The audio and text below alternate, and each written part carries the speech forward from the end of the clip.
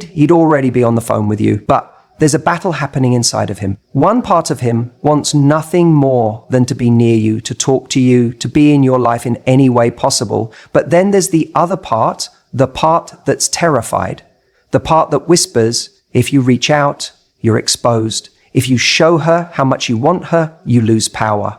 Men are taught, directly or indirectly, that control equals strength, that the one who cares less wins.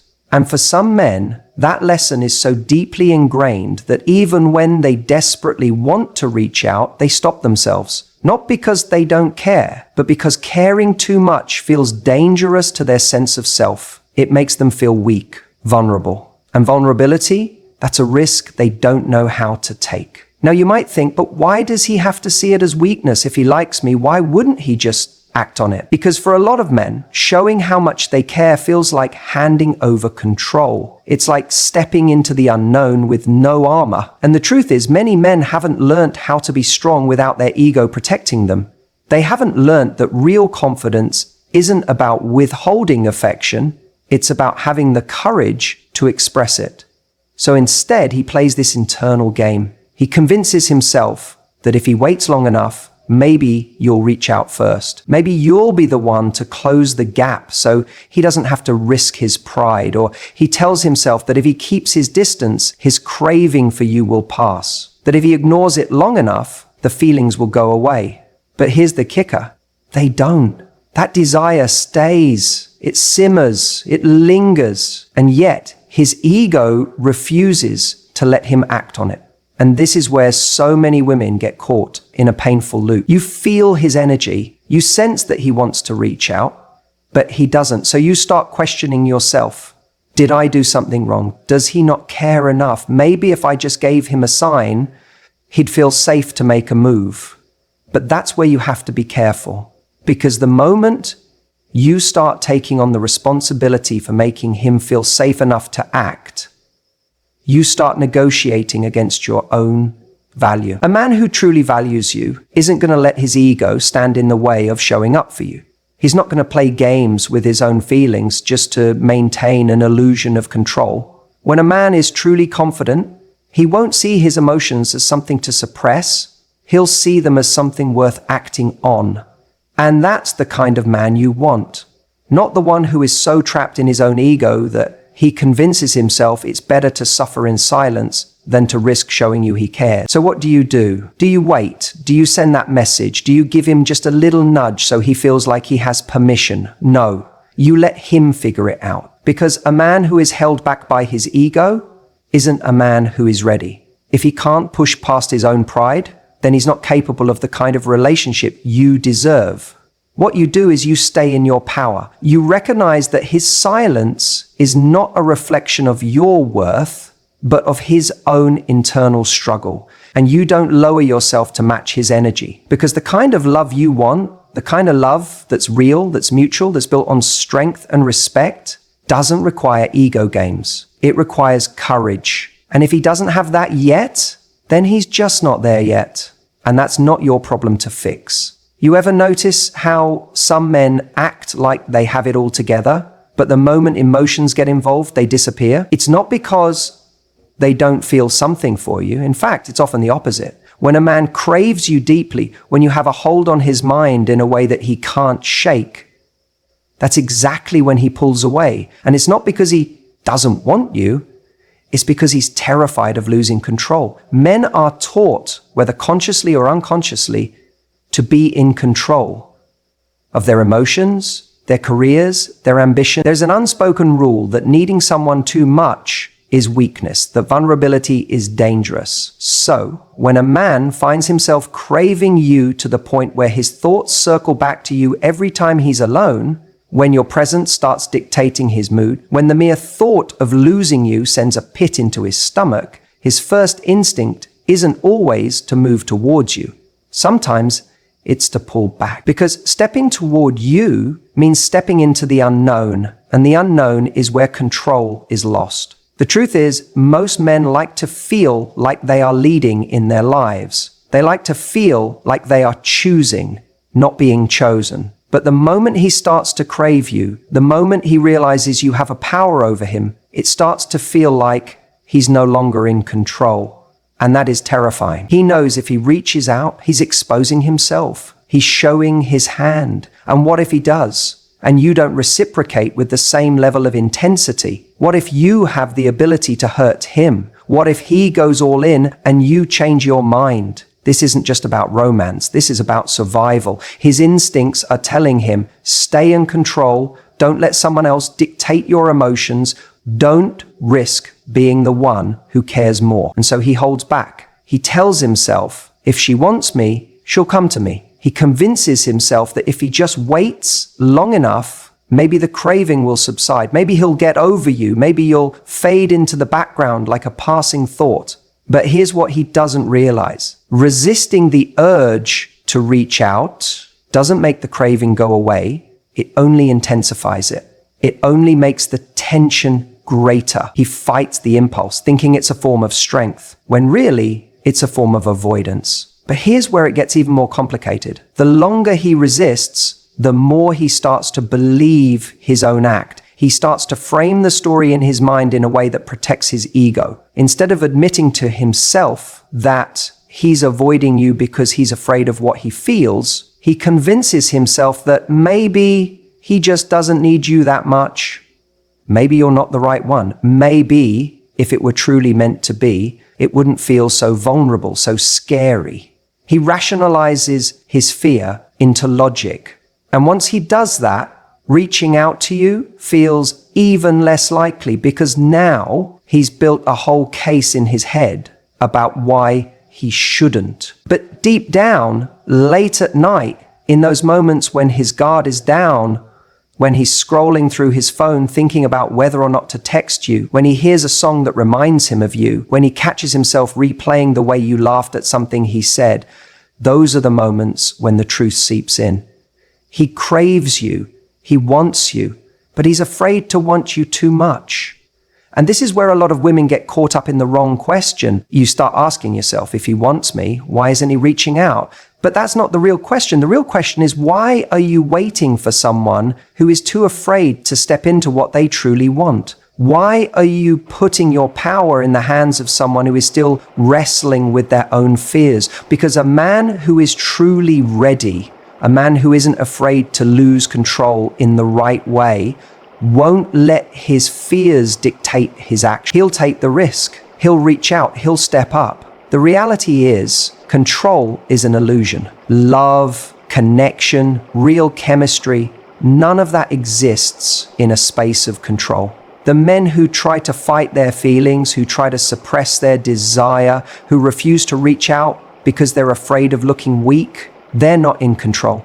They're just trapped in fear. And you, waiting for them to make a move, you're getting caught in that same trap. So here's what you need to understand. A man who truly wants to be with you will find a way to be with you, not because he's free from fear, but because he's willing to move through it, because he understands that what he stands to gain is greater than what he might lose, because he recognizes that the real strength isn't in control, it's in courage. And if he doesn't, if he lets fear win, then he's already lost something far greater than control. He's lost the chance to experience something real with you. And that's his loss, not yours. If he's waiting for you to chase, it's not because he doesn't want you. It's because he's trying to shift the balance of power in his favor.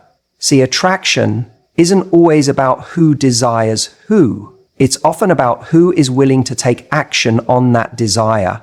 And for some men, the real game isn't just about liking you. It's about seeing whether they can make you prove how much you like them.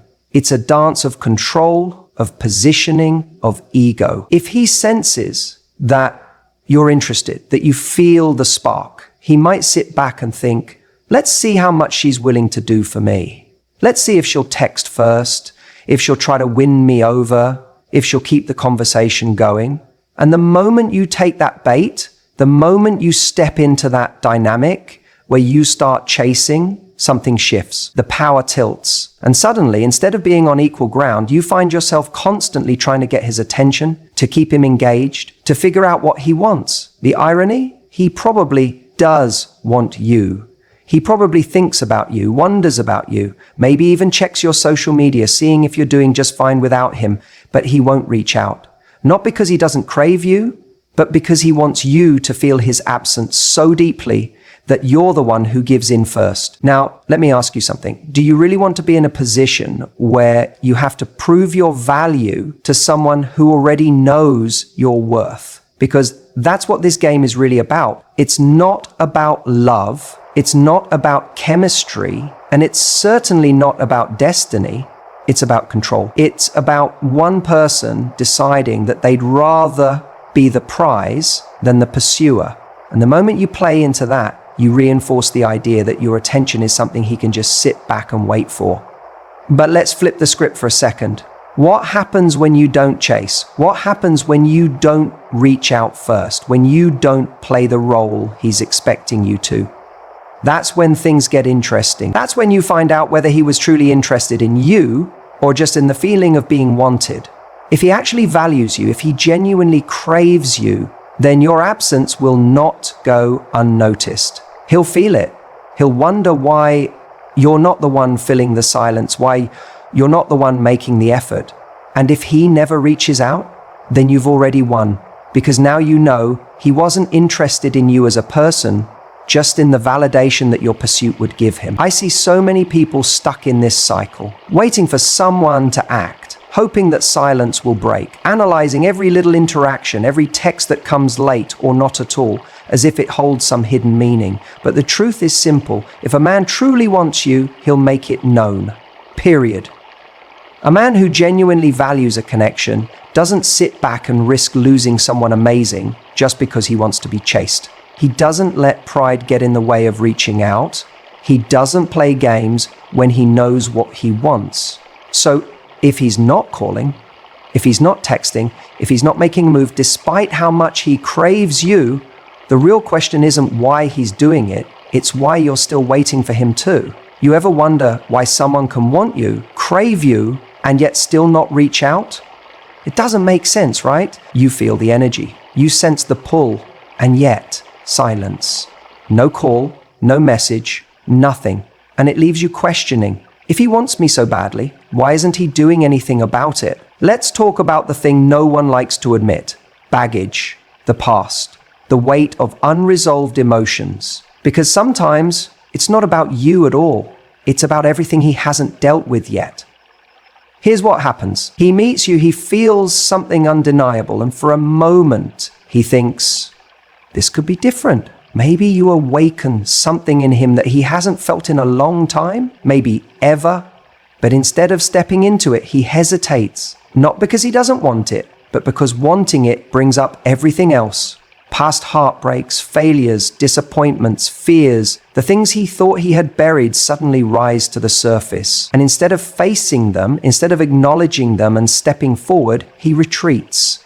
Not because you're not enough, but because he hasn't dealt with what came before you. People don't like to admit this, but unresolved baggage is one of the biggest killers of potential relationships. He might crave you in a way that feels almost unbearable, but if being with you means confronting parts of himself he's not ready to face, he will sabotage it before it even begins. He will hold himself back because moving forward requires emotional work he hasn't done yet. And here's where it gets tricky. He may not even realize this is happening. He may convince himself it's timing, or that he's not sure about his feelings, or that he needs to focus on other things, but deep down, it's fear. Fear that history will repeat itself. Fear that if he lets himself want you fully, he will lose control, get hurt, or worse, fail at something he really wants. We are wired to protect ourselves. The mind will always prioritize safety over fulfillment. If he's been through something painful, a past relationship that ended badly, betrayal, rejection, his mind is going to see desire as dangerous. So even when he craves you, even when every part of him wants to reach out, something inside of him is saying, don't go there. Because going there means risking being vulnerable again. It means opening himself up to the possibility of pain. And some people would rather sit in longing than take the risk of experiencing another heartbreak. Now, this is where most people get stuck. They think if he really wanted me, he would push through all of that. But here's what I want you to understand. People don't just push through things they haven't processed. You can't shortcut healing. You can't force someone to be ready. And that's where we get it wrong. We think if we just show them how good this could be, if we're patient enough, if we love them enough, they'll suddenly realize what they're missing. But it doesn't work like that. Readiness isn't about you, it's about them. No matter how much he craves you, if he hasn't done the inner work, he will find a way to keep his distance. And that has nothing to do with your worth or what you bring to the table. It's about whether he's in a place where he can actually let himself have it. Think about it this way. Imagine someone who's been starving for days. They haven't had a real meal in a long time. Now, you put a beautiful, nourishing plate of food in front of them. What do? You'd think they'd dive in, right? But sometimes they don't. Sometimes they hesitate, because eating again means acknowledging how long they've been without. It means remembering the pain of hunger, of deprivation. And that realization can be overwhelming. So instead of embracing what's in front of them, they pull back. Not because they don't want it, but because accepting it forces them to confront how much they've been starving in the first place. This is what happens with someone who hasn't healed. He may crave you, but acting on that craving means acknowledging everything he hasn't dealt with. And that can be terrifying. It's easier to sit in longing than to step into something that requires emotional courage. It's easier to keep you as a beautiful idea rather than a real person who requires effort, consistency, and vulnerability. So what does this mean for you? It means stop internalizing his inaction as a reflection of your value. It means stop waiting for him to wake up and see what he's missing. It means understanding that you can be everything he's ever wanted, and he still won't act on it if he's not in the right place to receive it. And that is not your problem to fix. You deserve someone who is not just drawn to you, but ready for you. Someone who isn't just craving you in silence, but actually willing to do something about it. And the more you invest in someone who isn't showing up, the more you are teaching yourself that longing is acceptable, that almost is enough, but it's not. You don't need someone who dreams about you. You need someone who chooses you every single time. There's a difference between being wanted and being chosen. A man can crave you, desire you, think about you constantly, and yet he never acts. He never calls, he never texts, he never shows up. And you start asking yourself, if he wants me so badly, why isn't he here? But here's the hard truth. Sometimes you are his fantasy, not his reality. And that distinction is everything. You see, fantasy is easy. It's effortless. In his mind, he can have you in the most perfect way. You're the woman he dreams about when he's lying in bed at night. You're the image that pops into his head when he hears a song on the radio or sees a couple walking down the street. He craves you in his imagination because in that space, he doesn't have to do anything. He doesn't have to make an effort. He doesn't have to risk rejection. He can keep you in a safe, untouchable place where you remain perfect, where he never has to confront the reality of what it means to actually be with you. But reality requires something more. It requires action. It requires effort. It requires him to put himself on the line and risk being vulnerable. And that's where so many men get stuck. Because to bring you into reality, to make you a real part of his life, he has to do the work. He has to pick up the phone, text you, arrange to see you, and show up consistently. And the moment he does that, he can no longer control the fantasy. He can't edit out the parts of life that don't fit his idealized version of you. He has to deal with the messy, real, beautifully complicated woman that you are. And if he's not ready for that, he won't step forward. Now, here's where a lot of people make a mistake. They think if he wants me this much, then surely at some point he'll make a move. But that's not how this works. A craving without action is just a thought. It's a momentary indulgence, a fleeting feeling that gives him a rush, but doesn't change anything. And you are not here to be a fleeting thought in someone's head. You are here to be valued, prioritized, and pursued in the real world. The problem is, when you're someone's fantasy, it can feel You sense their desire, you catch glimpses of their interest, and you convince yourself that it's only a matter of time before they finally give in. But days pass, then weeks, and then months, and you realize it's all been in his head. He has lived 1,000 moments with you in his mind, but not a single one in real life. And that is where the danger lies. Because if you allow yourself to be a part of someone's fantasy for too long, you start living in it too. You start waiting. You start holding space for someone who has never actually claimed that space. You start hoping that one day he'll wake up and finally do something about what he feels. But the truth is, if he wanted to, he would. What's really happening here is that he's choosing the comfort of his imagination over the effort of real love. Because real love is inconvenient. It requires showing up when it's hard, having conversations that might be uncomfortable, and making decisions that take courage. And not every man is ready for that. Some men would rather hold on to their fantasies because they don't demand anything from them. A fantasy doesn't require responsibility. A fantasy doesn't require change. A fantasy doesn't ask him to commit, grow, or step outside of his comfort zone. But you do, and that is why he stays exactly where he is, trapped between craving you and never actually having you. So what do you do with this? You stop playing the game. You stop feeding the illusion that one day he'll step up when his actions have shown you that he won't. You stop reading between the lines of his half-hearted texts and mixed signals, hoping they mean more than they do. You stop confusing potential with reality, because potential doesn't make you feel seen. Potential doesn't bring you flowers. Potential doesn't show up when you need someone. Reality does. And the man who is truly meant for you will never leave you in a place where you have to guess how he feels. The most powerful thing you can do in this situation is reclaim your own reality. Shift your focus away from what he might be thinking and onto what he's actually doing. Because if he's not doing anything, then you already have your answer. A man who truly wants to be with you will move mountains to make it happen. He won't let fear, ego, or timing hold him back. He won't let his craving for you exist only in his mind. He'll bring it into real life. And if he's not doing that, then he's not your person. So the question isn't why he won't reach out. The real question is, why are you waiting for a man who only exists in his own fantasy? Even if he wants you badly, even if he craves you in a way that keeps him up at night, he might still hold himself back. And the reason? He's just not ready. Now, I know that sounds simple, but let's break this down, because this is where so many people get stuck.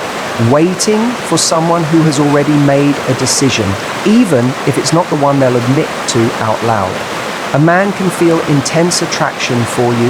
He can think about you every single day. But when it comes to taking action, to stepping forward and doing something about it, he hesitates. And in that hesitation, you start to feel confused. If he really wants me, why isn't he reaching out? But what if the answer isn't about his desire at all?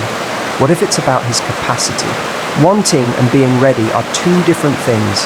A man can want you like crazy and still recognize that he's not in the right place to give you what you deserve. Maybe he's emotionally unavailable. Maybe he's focused on his career, his freedom, or his own personal struggles. Maybe he knows that stepping into something with you means stepping up, and he's not ready to do that. And here's the hard truth. If he's not willing to step up, you don't want him stepping in. It's easy to romanticize the idea that someone will change when their desire for you reaches a tipping point. But attraction alone doesn't build relationships. It doesn't create commitment.